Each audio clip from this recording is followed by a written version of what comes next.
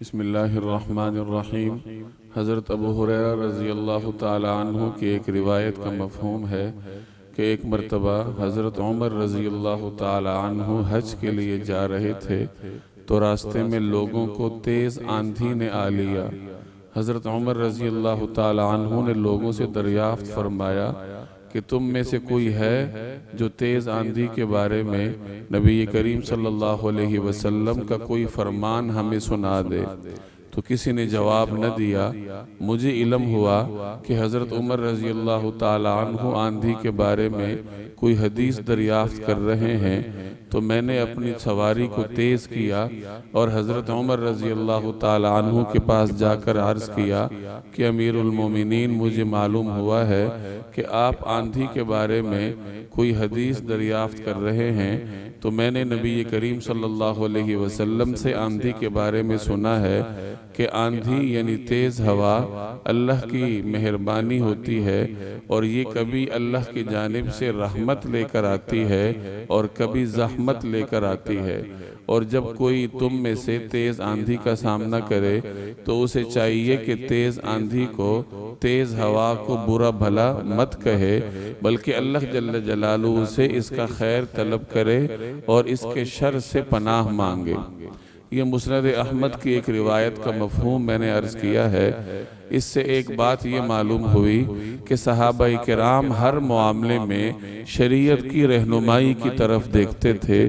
جب بھی انہیں زندگی میں کسی انوکھی صورتحال کا سامنا ہوتا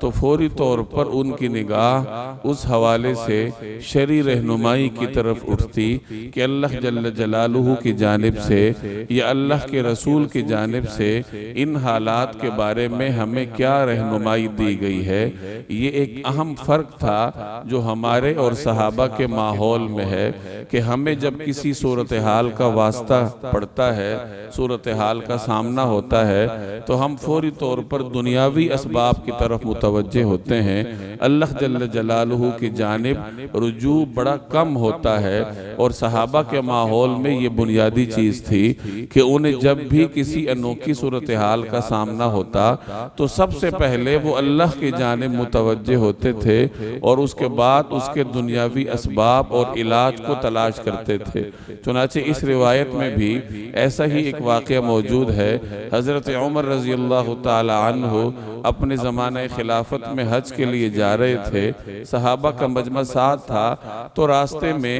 تیز آندھی آ گئی، تو حضرت عمر نے فوری طور پر صحابہ سے دریافت کیا کہ تم میں سے کسی شخص نے کوئی روایت سنی ہو، رسول اللہ صلی اللہ علیہ وسلم کا آندھی کے بارے میں کوئی فرمان سنا ہو کہ تیز آندھی کے وقت ہمیں کیا کرنا چاہیے۔ حضرت ابو ہریرہ رضی اللہ تعالی عنہ وہاں موقع پر تو نہیں تھے، کچھ پیچھے تھے، تو جب انہیں علم ہوا تو وہ سواری کو تیز کر کے حضرت عمر کی خدمت میں حاضر ہوئے اور انہوں نے رسول اللہ صلی اللہ علیہ وسلم کا یہ فرمان سنایا کہ تیز آندھی کو برا بھلا مت کہو، بلکہ اللہ جل جلالہ سے اس کا خیر طلب کرو اور اس کے شر سے پناہ مانگو، کیونکہ ہوا انسانوں کے لیے کبھی خیر لے کر آتی ہے کہ ہوا کے بعد بارش ہو جاتی ہے، اور بارش انسانوں کے لیے رحمت ہوتی ہے، اور کبھی یہ ہوا انسانوں کے لیے شر لے کر آتی ہے، تو اللہ سے اس کا خیر طلب کرو اور اس کے شر سے معافی مانگو۔ تو خلاصہ یہ نکلا کہ اپنے ہر معاملے میں سب سے پہلے انسان اللہ جل جلالہ کی طرف رجوع کرے اور اس کے بعد دنیاوی اسباب کی تلاش کرے۔ اللہ جل جلالہ عمل کرنے کی توفیق عطا فرمائے۔